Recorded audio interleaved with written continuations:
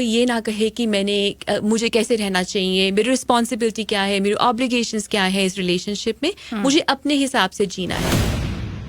Feminism movement जो चलता आया है कि लेडीज़ कहती हैं कि हमको ऑब्लिगेशंस में नहीं पड़ना, हमें किसी के साथ में टाई अप नहीं होना, हमें अपनी फ्रीडम चाहिए, हमें अपनी इंडिपेंडेंस चाहिए। तो उस रीज़न से भी ये ट्रेंड बढ़ता ही जा रहा है। तो एल्बर्टा में जब मैंने कहा कि यूजली 3 इयर्स जब हो जाते हैं तो आपके सेम राइट्स होते हैं जैसे मैरिड कपल के होते हैं। ठीक है। और प्लस अगर बच्चा हो जाता है तो 3 ईयर की रिक्वायरमेंट भी नहीं होती। Good afternoon CKYR 106.7 red FM ਤੇ ਪ੍ਰੋਗਰਾਮ ਰੋਸ਼ਨੀ 'ਚ ਆਪਣੇ ਸਾਰੇ ਹੀ ਸੁਣਨ ਵਾਲਿਆਂ ਦਾ ਬਹੁਤ-ਬਹੁਤ ਸਵਾਗਤ ਕਰਦੀ ਹਾਂ। ਜੀ ਆਇਆਂ ਨੂੰ। ਮੈਂ ਹਾਂ ਤੁਹਾਡਾ ਗੁਰਪ੍ਰੀਤ ਕੌਰ।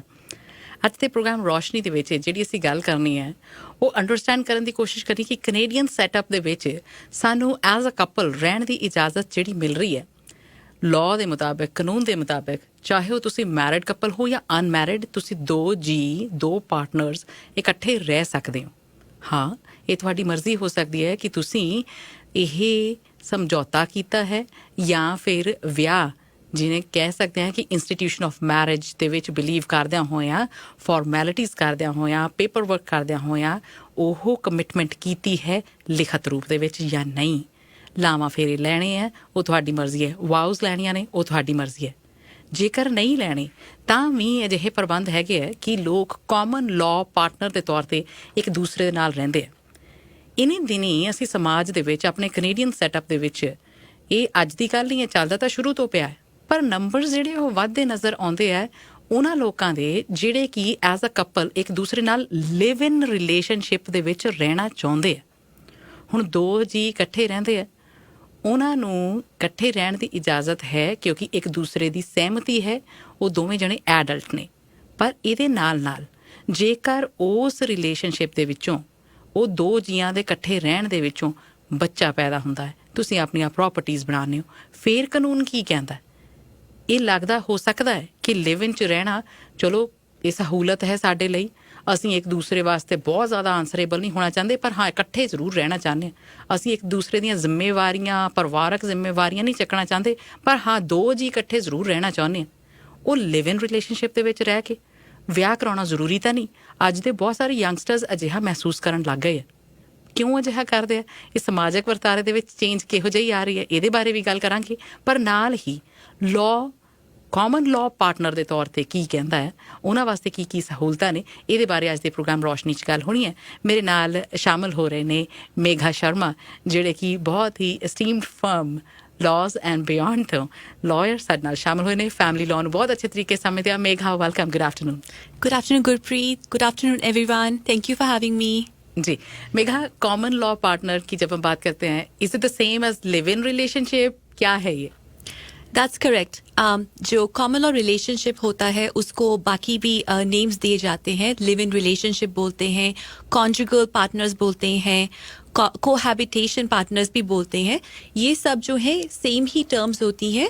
और लीगली जो उसको बोलते हैं, लीगल टर्म होती है जिसकी मैं डेफिनेशन आपको बताऊंगी, उसको बोलते हैं एडल्ट इंटरडिपेंडेंट पार्टनर्स।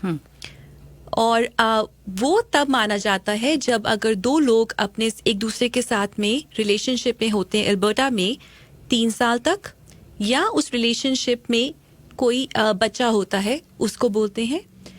और एक थर्ड रीजन भी हो सकता है जिसके अंदर पार्टीज ने adult inter relationship partnership agreement sign किया हुआ है। यस। अच्छा, एग्रीमेंट भी साइन करते हैं? जी, अगर तीनों में से एक भी कोई रीजन होता है तो उसको एडल्ट इंटरडिपेंडेंट पार्टनर माना जाता है एल्बर्टा में। ओके। 3 साल इकट्ठे रहना या बेबी है या आपने एग्रीमेंट किया है? जी। ये आप प्रूव कैसे करेंगे कि हम रह रहे हैं? एड्रेस सेम प्रूव करते हैं, कैसा है? इसमें बहुत सारे फैक्टर्स होते हैं जिसको देख के ओवरऑल डिसाइड किया जाता है कि वो रिलेशनशिप परमानेंट था कि नहीं था। एग्जाम्पल है कि बैंक अकाउंट्स एक हो जाते हैं, इकट्ठे खाना खाते हैं, या बच्चे हो जाते हैं, और बाहर जाके लोगों को क्या कहते हैं कि हम, कुछ लोग तो वैसे ही बोल देते हैं कि हम हस्बैंड एंड वाइफ हैं। तो ये सारे फैक्टर्स को देख के डिसाइड होता है कि ये कॉमन लॉ पार्टनर्स हैं कि नहीं है। ओके। यस।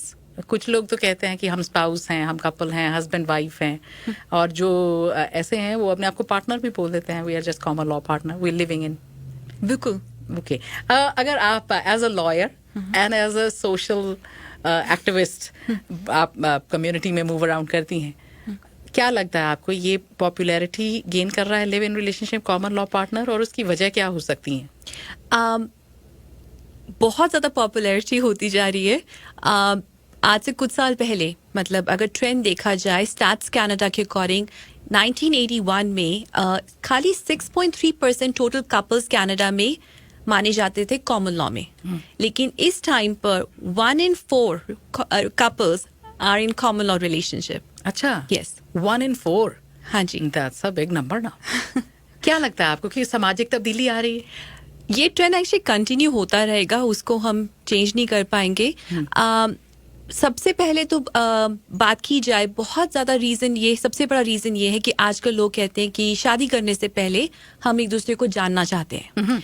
वो कहते हैं कि खासकर यंग जनरेशन जो है वो आजकल कहती है कि हमें पता करना है कि उसकी हैबिट्स क्या है दूसरे इंसान की, हमारी उनसे कंपैटिबिलिटी हो सकती है कि नहीं हो सकती है। और कुछ लोग कहते हैं कि हमें कैसे पता चलेगा उनके पास बैड हैबिट्स कोई है कि नहीं है, जैसे कि बाद में पता चले कि कोई ड्रग्स लेता है या गैम्बलिंग है या अल्कोहलिक है, ये चीज़ें आपको पहले नहीं पता चलती। तो लोग कहते हैं कि पहले हम ट्राई करके देखते हैं कि ये रिलेशनशिप वर्क करता है कि नहीं, फिर बाद में शादी के बारे में सोचेंगे। तो ये तो बहुत बड़ा रीज़न है कि ज़्यादातर लोग इसलिए करते हैं। दूसरा रीज़न है लोग डिवोर्स से बहुत डरते हैं। यस, जैसे आजकल कनाडा के स्टैट्स के अकॉर्डिंग ये है कि 40% ऑफ जो मैरिजेस होती हैं दे एंड अप इन डिवोर्स। ये एक ट्रेंड है। तो लोग कहते हैं कि उन्होंने भले ही खुद उनका डिवोर्स ना हुआ, उन्होंने किसी का देखा है फैमिली मेंबर का कि उनका डिवोर्स हुआ है, तो वो देखते हैं कि उसके अंदर क्या क्या इमोशनल इम्प्लिकेशंस होती हैं, फाइनेंशियल इम्प्लिकेशंस होती हैं। तो वो कहते हैं कि नहीं, हमें शायद अभी नहीं करना या करना ही नहीं है। और कईयों का तो खुद ही डिवोर्स हुआ होता है। यस, तो वो कहते हैं कि एक बार कर लिया, दोबारा कैसे करें। तो वो भी एक रीज़न होता है। कुछ और भी रीजंस होते हैं, जैसे कि आज से कुछ साल पहले तक एक थ्योरी होती थी कि कलेक्टिविज्म की, कि जैसे कि लोग डरते थे, सोसाइटी के नॉर्म से डरते थे कि नहीं हमें शादी ही करनी है। लोग कहते थे कि सोसाइटी मतलब ओवरऑल जो कलेक्टिव जो था वो यही था नॉर्म कि आपने शादी करनी है, उसी में ही रहेंगे। लेकिन अब जो है लोग कहते हैं कि इंडिविजुअलिज्म हो गए, जिसको कहते हैं कि मैं अपने लिए, मेरे लिए जो ठीक है वो बेटर है। तो जो लोग कहते हैं कि घर वाले तो कहते हैं कि आप हमारे अकॉर्डिंग शादी करें। शादी जो होती है हमारे कल्चर में कहते हैं कि 2 फैमिलीज की मिलन होता है, लेकिन अब लोग कहते हैं कि नहीं, ये मेरी लाइफ है, मुझे अपने हिसाब से जीना है। मेरे को कोई ये ना कहे कि मुझे कैसे रहना चाहिए, मेरी रिस्पॉन्सिबिलिटी क्या है, मेरी ऑब्लिगेशंस क्या है इस रिलेशनशिप में, मुझे अपने हिसाब से जीना है। तो ये भी एक रीजन होता है। और yes Megha, this is a big cultural shift जो हम देख रहे हैं सोसाइटी में। या एंड इट्स नॉट जस्ट कि एक पर्टिकुलर एथनिसिटी या एक पर्टिकुलर कल्चर के लोग कनाडा में लिव इन या कॉमन लॉ पार्टनर के तौर पर एक दूसरे के साथ रह रहे हैं, बल्कि डाइवर्स कम्युनिटीज में से ये ट्रेंड देखने को मिल रहा है। बिल्कुल। ये चीज़ पहले हमारे इंडिया में भी आजकल बहुत कॉमन हो चुकी है। सबसे पहले तो ये रीज़न हुआ कि ग्लोबलिज्म बहुत बढ़ गई है, तो जो यहाँ पे आइडियाज़ होते हैं वो वहाँ तक पहुँच जाते हैं टेक्नोलॉजी से। ये टीवी के शोज़ होते हैं, वेब सीरीज़ होती हैं, उनसे लोग देखते हैं, तो वो उससे वो इन्फ्लुएंस हो जाते हैं। तो उनको लगता है कि इसके क्या क्या एडवांटेजेस हैं और क्या क्या हमारे लिए ठीक है ये। और एक और भी रीज़न ये है कि अब क्योंकि लॉ ने उसको एक्सेप्ट कर लिया है, बिकॉज जब आपको AIP माना जाता है, एडल्ट इंटरडिपेंडेंट पार्टनर माना जाता है 3 साल के बाद, या आपने जैसे मैंने कहा कि बच्चे जब हो जाते हैं, तो लोगों को लगता है फ़र्क क्या है उसके अंदर। तो लॉज तो हमें भी एक्सेप्ट उसी तरीके से ही देख रहा है जैसे कि एक मैरिड कपल को देखता है। तो वो उसके कारण से ट्रेंड बढ़ता जा रहा है। और जो लोग आजकल ये फेमिनिज्म मूवमेंट जो चलता आया है कि लेडीज़ कहती हैं कि हमको ऑब्लिगेशंस में नहीं पड़ना, हमें किसी के साथ में टाई अप नहीं होना, हमें अपनी फ्रीडम चाहिए, हमें अपनी इंडिपेंडेंस चाहिए, तो उस रीज़न से भी ये ट्रेंड बढ़ता ही जा रहा है। As long as both the parties agree, उन्हें लगता है कि अकाउंटेबिलिटी नहीं रहेगी, आंसरेबल मुझे हर बार हर चीज़ के लिए नहीं होना पड़ेगा, या मुझे कसूरवार नहीं ठहराया जाएगा, तो मुझे लगता है कि मैं लिव इन में रह लूँ, अगर बनी तो बनी, नहीं तो चलो अपनी जगह, तुम अपनी जगह, मैं अपनी जगह।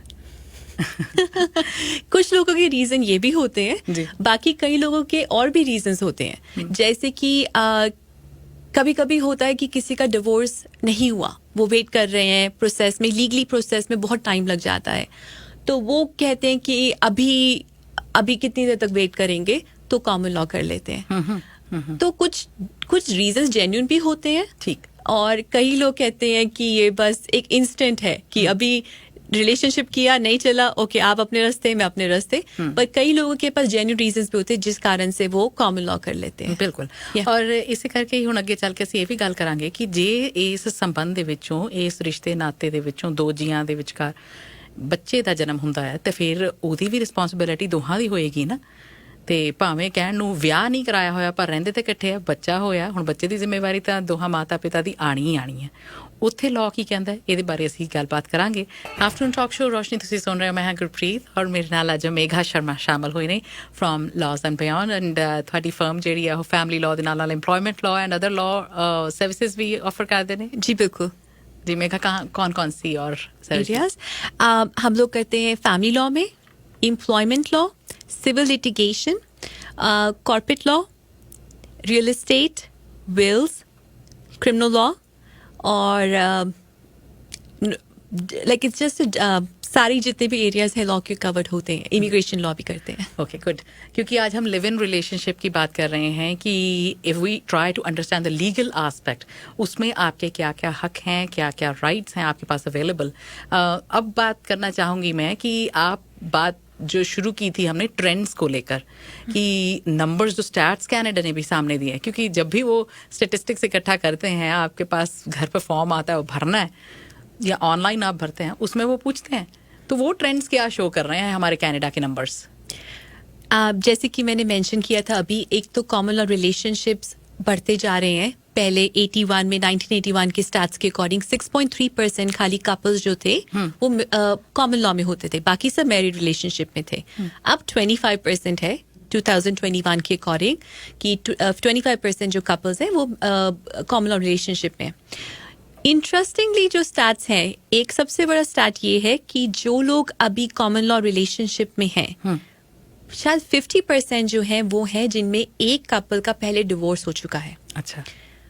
दूसरा ट्रेंड ये है कि जो एज ग्रुप है 20 years to 24 years, उसके अंदर जो है 79% कपल्स जो है कॉमन लॉ रिलेशनशिप में है। Wow. Yes. 79% between the age group of 20 and 24 जो डिक्लेयर करते हैं कि हम रिलेशनशिप में हैं। ओके। और एक और ट्रेंड है जो एज ग्रुप है 50+, उसमें आज से बहुत साल, मतलब कुछ साल पहले तक इतना कॉमन नहीं था कि कॉमन लॉ में रिलेशनशिप में लोग होते थे, लेकिन अब 50 एज ग्रुप ऑफ 50 to 69 में 16% ऑफ कपल्स जो हैं वो कॉमन लॉ रिलेशनशिप में हैं। डिक्लेयर कर रहे हैं जी। Okay, we have Balwinder Brar ji with us हमारे साथ फोन लाइन पे। डॉक्टर बराड़, स्वागत है ਤੁਹਾਡਾ। हेलो जी, ਮੈਨੂੰ ਲੱਗਦਾ ਲਾਈਨ ਡਿਸਕਨੈਕਟ ਕਰ ਗਈ, ਕੋਈ ਗੱਲ ਨਹੀਂ। ਸੋ ਵੀਲ ਵੇਟ ਫॉर ਅਨਦਰ ਕਾਲ। ਸਾਡੇ ਲਿਸਨਰਸ ਸਾਡੇ ਨਾਲ ਸ਼ਾਮਲ ਹੋ ਸਕਦੇ ਆ 4032861067 4032861067 ਤੇ ਕਾਮਨ ਲਾਅ ਪਾਰਟਨਰ, ਲਿਵ ਇਨ ਰਿਲੇਸ਼ਨशिप या कंज्यूगल रिलेशनशिप ਇਹਨੂੰ ਕਿਹਾ ਜਾਂਦਾ ਹੈ। बच्चे अगर हो जाएं इस रिलेशनशिप से, तो फिर उनके हक क्या हैं, कैसे फिर पेरेंट्स भी डिसाइड करते हैं जिम्मेदारी कौन उठाएगा। बच्चों के जब राइट्स की बात होती है उसमें कोई डिफरेंशिएशन नहीं होता कि अगर किसी की शादी से बच्चा हुआ है कि कॉमन लॉ रिलेशनशिप से हुआ है। कनाडा में उनको इक्वली माना जाता है, इक्वली ट्रीट किया जाता है। तो उनके जो बच्चों का राइट होता है चाइल्ड सपोर्ट का, जैसे कि रिलेशनशिप खत्म होने पे, वो सेम होता है। इवन इनहेरिटेंस राइट्स भी जो बच्चों के होते हैं वो सेम ही होते हैं। तो बच्चों के केस में तो बराबर ही है सब कुछ। What if the parents decide कि अभी बच्चे तो हो गए पर हमें इकट्ठे नहीं रहना है, तो फिर उनका भी वैसे ही जैसे डिवोर्स होता है फॉर्मल, बच्चे की एलिमनी और जिम्मेदारी कौन उठाएगा, खर्चा कौन देगा, तो ये सारी चीजें देखी जाएंगी। कॉमन लॉ रिलेशनशिप अगर खत्म होता है तो उसमें पार्टीज जो होती हैं वो डिसाइड कर सकते हैं खुद कि हमने क्या एक दूसरे के साथ में, जैसे मैरिज में होता है कि हमने सेपरेशन एग्रीमेंट साइन करना है और हम उस पर डिसाइड कर लेते हैं कि हमने प्रॉपर्टीज कैसे डिवाइड करनी है, एसेट्स वगैरह कैसे डिवाइड करने हैं। उसके साथ में एक और बड़ी बात होती है कि अगर उन्होंने पहले कोई एग्रीमेंट साइन किया है तो वो भी, उसको भी बहुत ज्यादा कंसिडर किया जाता है। तो यूजली तो राइट्स तो होते हैं वो सेम ही होते हैं आफ्टर 3 years ऑफ मैरिज और बच्चे के बाद में, लेकिन उसमें डिपेंड करता है कि आपने पहले कोई एग्रीमेंट साइन किया है कि नहीं किया और उसके बाद में क्या हुआ है। कि कभी कभी एग्रीमेंट में लिखा होता है कि हम अपने एसेट्स ऐसे डिवाइड करेंगे और प्रिज्यूम करते हैं कि बच्चे नहीं होंगे, लेकिन अगर बच्चे हो गए तो अब आप क्या करेंगे। तो ये चीज़ों पे डिपेंड करता है सिचुएशन पे। जी। सो मेघा, एक्सेप्ट करना अपनी कम्युनिटी और अपने कल्चर में एक तो थोड़ा मुश्किल भी है और वहीं कल्चरल शॉक भी लगता है कि क्यों ऐसा हो रहा है। बाकी जो आपने इंडिविजुअलिस्टिक बिहेवियर की बात की थी रादर देन कलेक्टिविज्म, उस तरफ भी इशारा कर रहा है ये कॉमन लॉ पार्टनर रिलेशनशिप होना। बॉबी दी गल सुन दिया। हेलो बॉबी जी। अस्सलाम वालेकुम। वालेकुम सलाम। तो यहाँ पे आप कॉमन लॉ पार्टनर जो डिस्कस कर रहे हैं वो 2 कर रहे हैं, क्या कॉमन लॉ पार्टनर 2 से ज्यादा भी हो सकते हैं? जैसे यहाँ पे चंद एक मुसलमान ऐसे हैं जिन्होंने 2 बीवियां रखी हुई है, सेकंड वाइफ को उन्होंने कॉमन लॉ पार्टनर डिक्लेयर किया है। प्लीज इस पर भी रोशनी डालें। बहुत शुक्रिया। Thank you for your question. Legally जो है आपका एक ही इंसान के साथ में रिलेशनशिप हो सकता है, या आप उसके साथ मैरिड है ये, या आप एक कॉमन लाइक जो अल्बर्टा में बोलते हैं एडल्ट इंटरडिपेंडेंट पार्टनर है आप। और उसके लिए एक रिक्वायरमेंट है कि एक एडल्ट इंटरडिपेंडेंट पार्टनर की रिक्वायरमेंट है कि आप किसी और के साथ में मैरिड नहीं है और ना ही आप किसी और के साथ में रिलेशनशिप में है। तो जो पहले होता है उसके ही राइट्स बनते हैं, दूसरे के कोई राइट्स नहीं होते।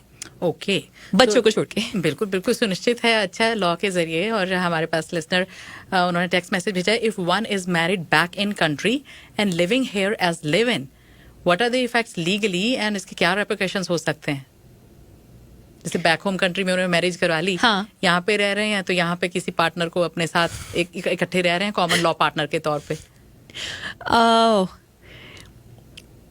जैसे मैंने कहा कि जो जिसका पहले रिलेशनशिप है उसके राइट्स होते हैं, दूसरे के नहीं होते। लेकिन हाँ ये हो सकता है कि अगर किसी को नहीं पता तो उसमें एक दूसरे लॉज होते हैं जिससे आप अपना क्लेम कर सकते हैं इंटरेस्ट। उनको कहते हैं constructive trust, resulting trust, unjust enrichment. तो अगर कोई चाहे तो हम उनको बता सकते हैं कि उस किस तरीके से वो लीगली अपना हक ले सकते हैं। बट बाय लॉ आपका जिसने भी पहले शादी की या रिलेशनशिप में है उनका पहले राइट माना जाता है। जी, गलबात ਅਸੀਂ ਜਾਰੀ ਰੱਖਾਂਗੇ। ਅਸੀਂ ਕਾਮਨ ਲਾਅ ਪਾਰਟਨਰ ਨੂੰ, ਕਾਮਨ ਲਾਅ ਰਿਲੇਸ਼ਨਸ਼ਿਪ ਨੂੰ ਸਮਝਣ ਦੀ ਕੋਸ਼ਿਸ਼ ਕਰ ਰਹੇ ਹਾਂ। ਕਾਨੂੰਨ ਹੱਕ ਸਾਡੇ ਕੀ ਨੇ ਜੇਕਰ ਵਿਅਕਤੀ ਕਾਮਨ ਲਾਅ ਰਿਲੇਸ਼ਨਸ਼ਿਪ ਦੇ ਵਿੱਚ ਹੈਗੇ। ਸੈਰੇਮੋਨੀਅਲ ਮੈਰਿਜ ਨਹੀਂ ਹੋਈ ਪਰ ਫਿਰ ਵੀ 2 ਜੀਆਂ ਦਾ ਇਕੱਠੇ ਰਹਿਣਾ, ਇਕੱਠੇ ਇੱਕ ਘਰ ਦੇ ਵਿੱਚ ਵਸਣਾ, ਉਹ ਕੰਬਾਈਨਡ ਅਫੇਅਰਸ ਘਰ ਦੇ ਚਲਾਉਣੇ, ਜ਼ਿੰਮੇਵਾਰੀਆਂ ਇੱਕ ਦੂਸਰੇ ਪ੍ਰਤੀ, ਸਰੀਰਕ ਸੰਬੰਧ, ਮਾਨਸਿਕ ਇਮੋਸ਼ਨਲ ਸਪੋਰਟ ਇੱਕ ਦੂਸਰੇ ਨੂੰ, ਉਸੇ ਤਰ੍ਹਾਂ ਹੀ ਜਿੱਦਾਂ ਹਸਬੈਂਡ ਵਾਈਫ ਇੱਕ ਦੂਜੇ ਨੂੰ ਦਿੰਦੇ ਆ। ਪਰ ਇਹ ਹੈ ਕਿ ਵਿਆਹ ਨਹੀਂ ਕਰਾਇਆ ਹੋਇਆ, ਸੋ ਇਹ ਕਾਗਜ਼ੀ ਕਾਰਵਾਈ ਨਹੀਂ ਹੋਈ ਪਰ ਅਦਰਵਾਈਜ਼ ਅਸੀਂ ਐਜ਼ ਕਪਲ ਰਹਿ ਰਹੇ ਹਾਂ। ਮੇਘਾ ਜੀ, ਅਸੀਂ ਕੀ ਇਹਨੂੰ ਪ੍ਰੋਵਿੰਸ ਟੂ ਪ੍ਰੋਵਿੰਸ ਵੀ ਡਿਫਰੈਂਟ ਤਰੀਕੇ ਨਾਲ ਅੰਡਰਸਟੈਂਡ ਕਰਦੇ ਹਾਂ when it comes to legal aspect, understanding ਕਿ ਐਡਲਟ ਇੰਟਰਡਿਪੈਂਡੈਂਟ ਤੁਸੀਂ ਕਿਹਾ ਕਿ AIP हाँ जी, इनको समझाओ। हाँ जी, तो हर प्रोविंस में उसको अलग नाम दिया जाता है। एल्बर्टा में एडल्ट इंटरडिपेंडेंट पार्टनर माना जाता है। तो एल्बर्टा में जब मैंने कहा कि यूजुअली 3 years जब हो जाते हैं तो आपके सेम राइट्स होते हैं जैसे मैरिड कपल के होते हैं। ठीक है। और प्लस अगर बच्चा हो जाता है तो 3 year की रिक्वायरमेंट भी नहीं होती, या अगर आपको एग्रीमेंट साइन करते हैं। ठीक है। एल्बर्टा में तो 3 years है और बाकी प्रोविंसेस में वेरी करता है। कुछ प्रोविंसेस में 2 years है, जैसे कि BC में 2 years है, ऑन्टेरियो में 2 years है। हर जगह पे डिफरेंट है। कुछ प्रोविंसेस में तो आपको तब तक नहीं माना जाता जब तक आप जाके डिक्लेयर नहीं करते लीगली बाय डिफॉल्ट। और तो ये डिपेंड करता है। और मैं एक और बहुत ज़रूरी बात बताना चाहती हूँ, इनकम टैक्स पर्पसेस के अकॉर्डिंग जब आप किसी के साथ में 1 साल तक रहते हैं तो आप उसको अपने इनकम टैक्स रिटर्न्स में डिक्लेयर कर सकते हैं कि ये मेरे कॉमन लॉ पार्टनर है। जी, ਓਕੇ Yes.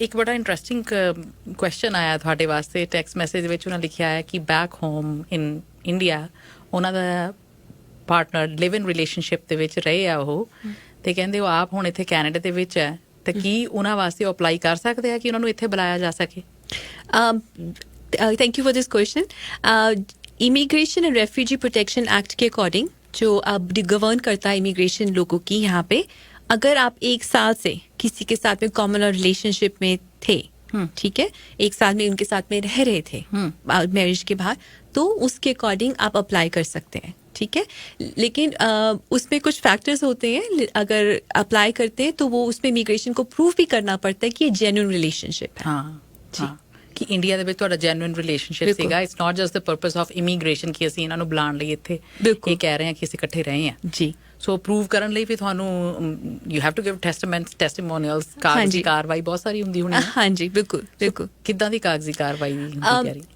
इमिग्रेशन लॉ के अंदर जैसे मैरिज में होता है कि उसमें प्रूव करना पड़ता है रिलेशनशिप जेन्युइन है मैं एक एग्जांपल देती हूँ जैसे कि फॉर इंस्टेंस कोई गे कपल है या लेस्बियन कपल है तो इंडिया में तो इस चीज को इतना माना नहीं जाता तो इमिग्रेशन जो है यहाँ पे उनको ये पता है कि इंडिया में तो वो एक्सेप्टेबल नहीं है तो उसके अंदर वो प्रूव कर देते हैं कि किस तरीके से कि फ़ोन कॉल्स रेगुलरली आ रही हैं गिफ्ट्स एक्सचेंज हो रहे हैं आप अपने फ्रेंड्स को इंट्रोड्यूस करते हैं कि ये मेरे पार्टनर है तो उस तरीके से वो प्रूव हो जाती हैं चीज़ें उस पर केस प्रॉपर आपको दिखाना मतलब उस तरीके से और मैं ये बात करना चाहती हूँ अगर किसी को ये कॉमन और रिलेशनशिप दिखाकर इंडिया से या कहीं से अपना इमिग्रेशन कराना है तो प्लीज़ किसी लॉयर से बात करिएगा खुद मत करना शुरू कर दीजिएगा ये मेरा पहले से एक मेरी एक एडवाइस है क्योंकि ये आप इसमें आपको बहुत केयरफुली चलना पड़ता है कुछ डिसएडवांटेजेस भी आप कंसिडर करती हैं कॉमन लॉ रिलेशनशिप की हाँ, बिल्कुल हर चीज़ के अपने प्रोज एंड कॉन्स होते हैं जैसे मैरिजेस के होते हैं लोग कहते हैं कि हम रिस्पॉन्सिबिलिटीज जैसे मिसेस बरार ने कहा था कि अभी रिस्पॉन्सिबिलिटी से लोग भाग रहे हैं जो भी इसके प्रोज भी हैं कॉन्स भी हैं कॉन्स ये है कि लोग हमेशा इनसिक्योर फील करते हैं कभी कभी कि उनको लगता है कि मैंने इसके साथ कॉमन लॉ कर लिया है लेकिन कल को ये मुझे छोड़ के ना चला जाए चली ना जाए दे फील कि फाइनेंशियली नहीं सिक्योर फील करते कई बार और दूसरा रीज़न ये भी होता है कि कभी कभी वो लोग सोचते हैं कि ये ट्रांजिशन ना हो कि ये ट्रांजिशन के लिए इसने मुझे यूज़ का वर्ड बहुत यूज़ करते हैं कि मेरे को यूज़ किया तुमने यूज़ किया और तुम उसके बाद में तुमने कहीं और शादी कर ली कई बार ऐसे भी होता है हमारे कम्युनिटीज़ में कि कॉमन लॉ किसी के साथ में किया है बाद में शादी हमने अपने घर वालों के हिसाब से कर ली है एक वो भी बात गलत होती है लेकिन होता है कुछ लोगों के केस में ये नहीं होता कोई और रीजंस होते हैं फैमिली का प्रेशर बहुत होता है ये एक और बहुत बड़ा रीजन है कि फैमिली प्रेशराइज करती रहती है तुमने कॉमन लॉ कर दिया लोग बार बातें कर रहे हैं हमारे बारे में बात कर रहे हैं तुम शादी कब कर रहे हो तो वो शादी वो कॉमन लॉ तो इसलिए करते हैं कि वो अभी रेडी नहीं है शादी के लिए लेकिन घर वाले फैमिली वाले प्रेशराइज करते हैं और हमारे कल्चर में जनरली जो बच्चे होते हैं इन रिलेशनशिप से तो उनको भी एक्सेप्ट करने में फैमिलीज को प्रॉब्लम होती है और सोसाइटी को प्रॉब्लम होती है एक्सेप्ट करने में और बाकी भी इसके काफ़ी सारे नेगेटिव इम्प्लीकेशंस हैं कई बार चीटिंग बहुत होती है इन रिलेशनशिप्स के अंदर क्योंकि वो लोग सोचते हैं कि ये नॉर्मल है और कुछ और भी रीजंस होते हैं जिसके कारण से कुछ डिसएडवांटेजेस भी हो जाती हैं इनकी जैसे कि कभी भी जैसे एक मैरिज होती है उसमें आप डिवोर्स करते हैं आपको लीगली प्रोसेस के थ्रू जाना पड़ता है कॉमन लॉ में अगर आपकी लीगल डेफिनेशन नहीं मीट होती तो आप कभी भी किसी के साथ में अलग हो सकते हैं तो उसमें जो होता है दोनों लड़का लड़की दोनों के साथ में कई बार ऐसा होता है हम लोग भी देखते हैं कि डिप्रेशन उनमें आ जाता है किसी के जाने से तो ये बड़े सारे रीजंस है जिनसे बहुत होता है तो प्रोज एंड कॉन्स तो दोनों चीज़ों के हैं ਓਕੇ ਇਹ ਆਪਣੇ ਸਮਾਜ ਦੀ ਆਪਣੇ ਆਲੇ ਦੁਆਲੇ ਦੀ ਹਕੀਕਤ ਹੈ ਪਹਿਲਾਂ ਵਿਆਹ ਦੇ ਸੰਬੰਧ ਦੇ ਵਿੱਚ ਸੋਚਣਾ ਵਿਚਾਰਨਾ ਤੇ ਕਈ ਮਾਪਿਆਂ ਦਾ ਅਜਿਹਾ ਫਿਕਰ ਕਰਨਾ ਕਿ ਸਾਡੇ ਬੱਚੇ ਵਿਆਹ ਨੂੰ ਤਿਆਰ ਨਹੀਂ ਹੁੰਦੇ ਕਈ ਕਾਉਂਸਲਰ ਸਾਈਕੋਲੋਜਿਸਟਸ ਦਾ ਮੈਰਿਜ ਰਿਲੇਸ਼ਨਸ਼ਿਪ ਨੂੰ ਸਮਝਣ ਵਾਲੇ ਕਾਉਂਸਲਰਸ ਦਾ ਇਹ ਕਹਿਣਾ ਕਿ ਉਹਨਾਂ ਦੇ ਮੂਹਰੇ ਉਹਨਾਂ ਦੇ ਮਾਪਿਆਂ ਦੀਆਂ ਜਾਂ ਉਹਨਾਂ ਦੇ ਭੈਣ ਭਰਾਵਾਂ ਦੀਆਂ ਜਾਂ ਹੋਰਨਾਂ ਰਿਸ਼ਤੇਦਾਰਾਂ ਦੀਆਂ ਕਿਹੋ ਜਿਹੀਆਂ ਐਗਜ਼ਾਮਪਲਸ ਸੈੱਟ ਹੋਈਆਂ ਨੇ ਵਿਆਹ ਨੂੰ ਲੈ ਕੇ ਉਹਦੇ ਤੋਂ ਵੀ ਕਿਸੇ ਨੌਜਵਾਨ ਦੀ ਸੋਚ ਵਿਆਹ ਨੂੰ ਲੈ ਕੇ ਬਣਦੀ ਹੈ ਕਿ ਕੀ ਹਾਂ ਇੱਕ ਦੂਸਰੇ ਪ੍ਰਤੀ ਅਸੀਂ ਸਮਰਪਿਤ ਰਹਿ ਕੇ ਸੋਹਣੇ ਜਿਹੇ ਖੂਬਸੂਰਤ ਰਿਸ਼ਤੇ ਨੂੰ ਨਿਭਾਉਣਾ ਵਿਆਹ ਕਰਵਾ ਕੇ। ਤੇ ਜੇ ਐਗਜ਼ਾਮਪਲ ਸੋਹਣੀ ਸੈੱਟ ਨਹੀਂ ਹੋਈ, ਬਹੁਤਿਆਂ ਦੇ ਮਨ ਦੇ ਵਿੱਚ ਆਉਂਦਾ ਕਾਮਨ ਲਾਅ ਰਿਲੇਸ਼ਨਸ਼ਿਪ ਦੇ ਵਿੱਚ ਰਹਿ ਲੈਂਦੇ ਆ।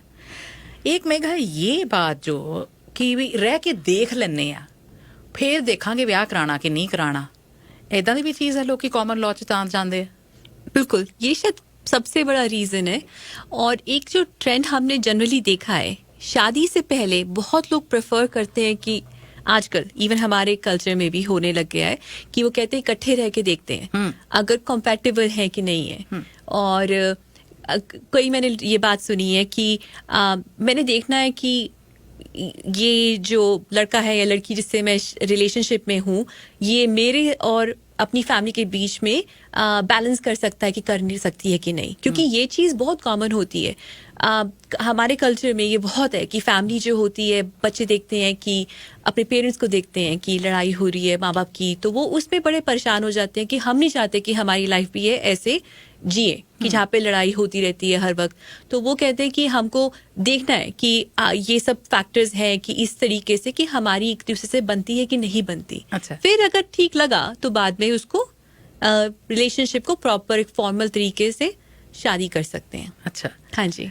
ਇੱਕ ਚੀਜ਼ ਹੋਰ ਮੇਗਾ ਮੇਰੇ ਮਨ 'ਚ ਇਹ ਖਿਆਲ ਆਉਂਦਾ ਸੀਗਾ ਕਿ ਜਦੋਂ ਲੋਕੀ ਕਹਿੰਦੇ ਹੁਣ ਇੱਕ ਆਪਾਂ ਲਿਵ ਇਨ 'ਚ ਰਹਿਣਾ, ਤਾਂ ਉਹ ਕੁੜੀ ਮੁੰਡਾ ਜਾਂ ਜੇ ਹੋਮੋਜ਼ ਨੇ ਉਹ ਦੋ ਜੀ ਆਪਣਾ ਮਕਾਨ ਲੈ ਕੇ ਰਹਿ ਲੈਂਦੇ ਹੋਊਗੇ, ਪਰ ਕੀ ਇਦਾਂ ਵੀ ਕਾਮਨ ਲਾਅ ਰਿਲੇਸ਼ਨਸ਼ਿਪ ਹੈਗੇ ਜਿੱਥੇ ਕਿ ਉਹ ਇੱਕ ਦੀ ਫੈਮਿਲੀ ਦੇ ਨਾਲ ਜਾ ਕੇ ਪਾਰਟਨਰ ਰਹਿਣ ਲੱਗ ਪਵੇ? कोई लीगली उसको मना नहीं है हाँ। कि अगर आप चाहें तो आप कॉमन लॉ में अपने लड़के के घर वालों के साथ भी रह सकते हैं, लड़की के घर वालों के साथ, ऐसे कोई उसमें कोई लीगली कोई मना नहीं है। हाँ।